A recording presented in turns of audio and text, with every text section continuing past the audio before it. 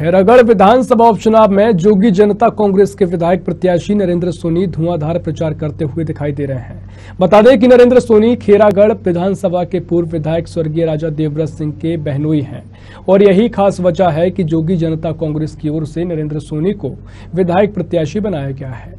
नरेंद्र सोनी और उनके कार्यकर्ताओं के द्वारा उत्साह और उमंग के साथ खैरागढ़ विधानसभा के क्षेत्रों में धुआंधार प्रचार प्रसार किया जा रहा है। बता दें कि जोगी जनता कांग्रेस के विधायक प्रत्याशी नरेंद्र सोनी ने साधना न्यूज से खास चर्चा की। देखिए इस चर्चा में। मैं हूं ललित और हम हैं अभी खैरागढ़ पर और यहाँ जो है उप विधानसभा जो चुनाव होना है उसमें काफी गहमागहमी है और हमारे साथ जोगी जनता कांग्रेस के जो प्रत्याशी हैं नरेंद्र सोनी जी वो मौजूद हैं और हायर एजुकेशन प्राप्त किए हैं उन्होंने।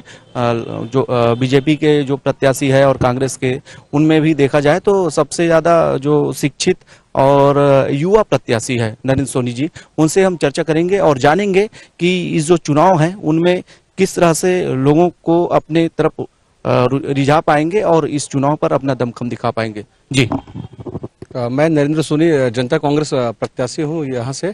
सबसे पहले मैं श्रद्धांजलि देना चाहता हूँ राजा साहब स्वर्गीय देवव्रत सिंह जी को, क्योंकि उनका सीट है और चुनाव चिन्ह इसी चिन्ह से वो चुनाव जीते हुए थे, इसलिए हम इसी चिन्ह को लेके आए हैं यहाँ पर आपके सामने में।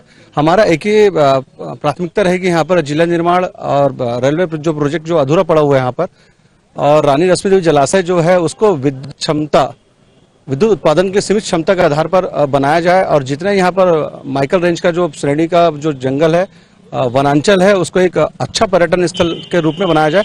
बाजू में आपका इंदिरा कला संगीत विश्वविद्यालय है, एकमात्र एशिया का। बीजेपी सत्ता में है और पहले भी रही है, आज केंद्रीय विश्वविद्यालय का दर्जा से वो वंचित है, तो हम चाहते हैं खैरागढ़ यूनिवर्सिटी को केंद्रीय विश्वविद्यालय का दर्जा प्राप्त हो और एक अच्छा फिल्म उद्योग का निर्माण किया जा सकता है इस खैरागढ़ में, ताकि वनांचल के लोगों को या जो यहाँ से कलाकार जो निकले हुए हैं उनको भी एक रोजगार से जोड़ा जा सके।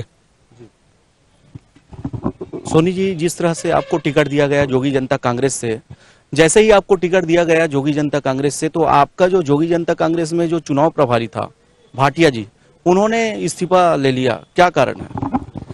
उनका इस्तीफा तो दिया गया करके ऐसा मीडिया ने प्रस्तुत किया, लेकिन जब मैं नामांकन फॉर्म में दाखिल करने गया तो वो साथ में थे और वो खंडन किए वहां पर कि मीडिया ने तोड़ मरोड़ के उस चीज को प्रस्तुत किया है करके।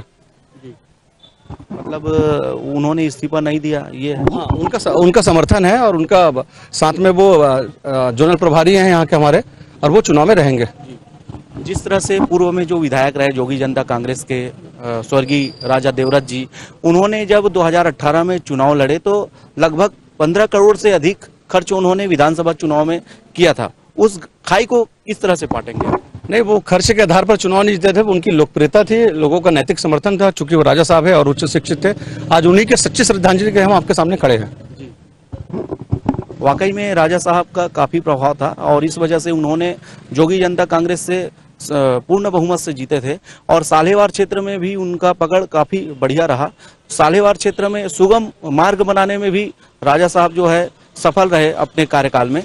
आप साल्हेवार क्षेत्र में किस तरह से अपना दमखम दिखा पाएंगे, क्योंकि वो एक प्रभावशील क्षेत्र है? वनांचल के लोगों के लिए वनोपज का जो प्रसंस्करण केंद्र स्थापित करना चाहिए गंडई क्षेत्र में, ताकि जो वहाँ का वनोपज है, वहाँ के जो आदिवासी है, वनवासी है, उनको अधिकार मिले, उनको एक नया रोजगार का सृजन हो। तो ये ऐसी हमारी अपेक्षा है और हम जीतेंगे चुनाव में, तो ये हमारी प्रमुखता रहेगी।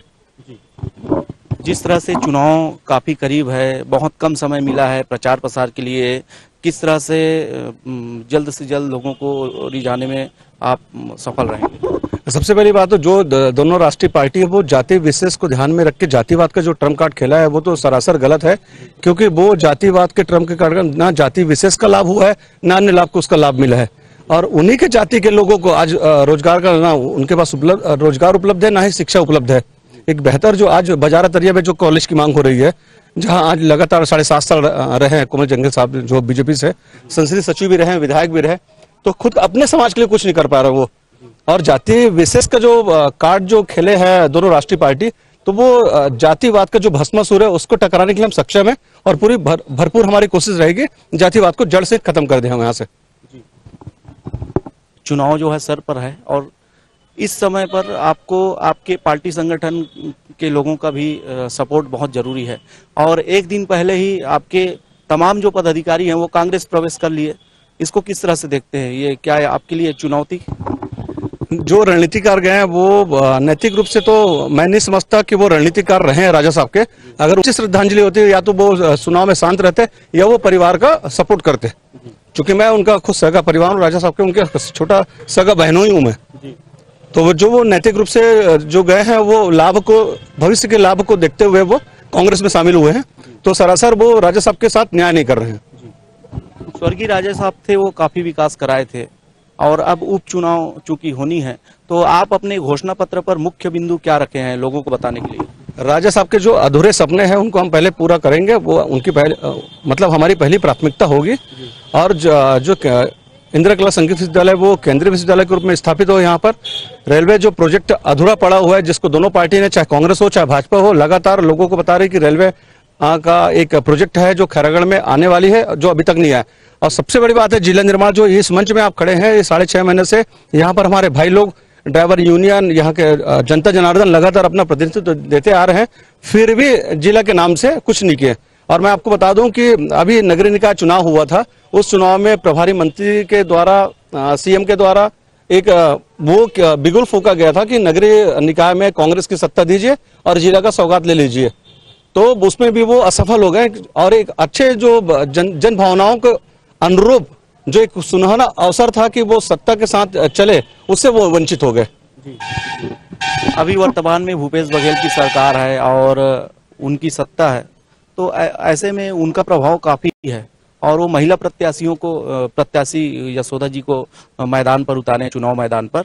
और चुनौती एक प्रकार से देखा जा सकता है, जैसे कि सरकार है भूपेश बघेल की, कांग्रेस की सरकार है, तो चुनौती मानते हैं आप? देखिए, चुनौती कुछ नहीं होता। प्रत्याशी जो होता है वो दमदार होना चाहिए, आपकी बातों को जो विधानसभा तक पहुंचा सके। विधानसभा स्तर अलग होता है, जिला पंचायत, जनपद पंचायत, सरपंच, नगरीय निकाय, इसका स्तर अलग होता है। ये यहाँ जो विधानसभा में जो पहुंचते हैं वो पॉलिसी मेकर होते हैं, वो अपने जनता जनार्दन के लिए नीति, नियम और एक जो अच्छी एक योजनाओं का जो क्रियान्वयन है वो करते हैं यहाँ पर। तो आप देखेंगे जैसे पूर्व में कोमल जंगल जी भी यहाँ पर संसदीय सचिव रहे, उनका कार्यकाल को अगर आंकेंगे आप तो वो बिल्कुल न्यूट्रल रहे यहाँ पर।